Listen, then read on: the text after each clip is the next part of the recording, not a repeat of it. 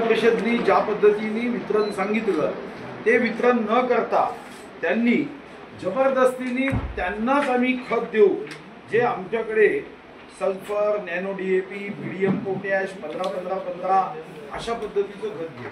म्हणजे एखाद्या शेतकऱ्याला 10,000 रुपयाचं खत घ्यायचं असेल तर हे त्याला अजून 30,000 रुपये कारण नसताना इतर खतं जबरदस्तीने वापरण्यासाठी लावत आहेत। या विषयावर मी स्वतः विकास रस्तोगी या विभागाचे जे सचिव आहेत त्यांनाही भेटून आलो आणि आता जेव्हा खत वितरण झालं तेव्हा जिल्हाधिकारी मोदयांनी मग आता नोटीस त्याला दिला आहे की जीवनावश्यक वस्तू कायद्याखाली यामध्ये अत्यावश्यक वस्तू अधिनियम 1955 त्याच्या कलम 3 नुसार आता आपण नोटीस दिली आहे जिल्हाधिकाऱ्यांनी आणि आम्ही याच्यावर केस दर्ज व्हावी, FIR दर्ज व्हावा यासाठी आता आम्ही सर्व शेतकरी आणि पक्षाचे प्रमुख नेते आम्ही जाऊन रिपोर्ट केला आहे। सोमवारी विधानसभेचं चर्चा करू, पण याचा जर रिपोर्ट याला अटक केली तर मला वाटतं की महाराष्ट्रामध्ये जे शेतकऱ्यांची सर्वात महत्त्वाची तक्रार आहे की लिंकिंग केलं जातं ती चंद्रपूरपासून मग हा आवाज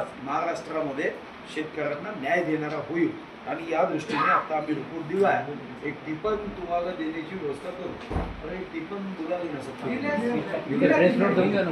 दिल्ली प्रेस नोट काय ठीक आहे। मग याच्यावर काही असेल तर आज याच विषयावर बोलायचं आहे। भाऊ मग हे जे वाटप करत आहे कोरोमंडळ फक्त आपला जिल्ह्यापुरतं आहे की पूर्ण महाराष्ट्रामध्ये? नाही, कोरोमंडळला काही जिल्हे दिले जातात त्याच्यापैकी प्रत्येक खत कंपनीला त्या जिल्ह्याचं की या खत कंपनीने या 4 जिल्ह्याला द्यायचं आहे, या खत कंपनीने या 3 जिल्ह्याला द्यायचं आहे। भारत सरकार हे त्या कंपन्यांना ज्यांना ज्यांना भारत सरकार ज्यामध्ये अनुदान देते, सबसिडी देते त्या खत उद्योगाला जिल्हा वाटून देतात। जितकं अनुदान दिलं जातं कारण त्या खतावर अनुदान आहे आणि ते खत ते स्वस्त दरात शेतकऱ्यांना जावं म्हणून अतिशय अल्प दरात ते खत दिलं जातं। आता हे काय विचार करताय की ते खत जे अल्प दरात आहे त्याच्यासोबत ज्या खतांचा वापर हा आपल्या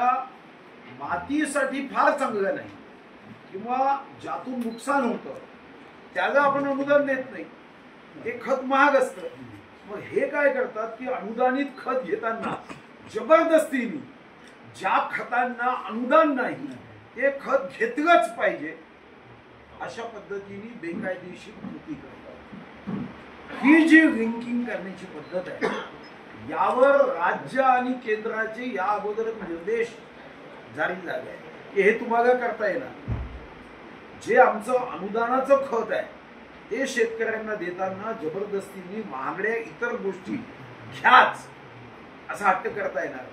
पण कोरोमंडल कंपनीचा हा प्रीतम सिंह उपप्रबंधक हा जबरदस्ती करतोय, हा म्हणतो की मी खत नाही देणार,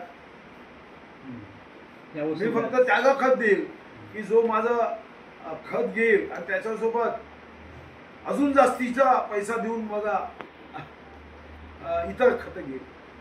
तर शेतकऱ्याकडे मोजके पैसे आहेत, उद्या तो 10,000 रुपयाचं खत घ्यायला गेला आणि तुम्ही त्याला जबरदस्ती कराल की तुझ्या 10,000च्या खतासोबत 35,000चं खत दुसरं घ्यायचे त्याच्या कामाचंच नाही। म्हणजे जबरदस्तीने त्यांनी खत शेतात टाकायचं आणि कारण नसताना हा सुद्धा एक पद्धतीचं मातीचं प्रदूषण आहे ना, असं जबरदस्तीने करू शकता तुम्ही। आणि म्हणून आम्ही आज रिपोर्ट दिला आहे आणि आमचा आग्रह आहे की त्याच्यावर FIR दर्ज व्हावी या दृष्टीने जिल्हाधिकारी मोदयांशी सुद्धा मी बोलतोय। हो एवढ्या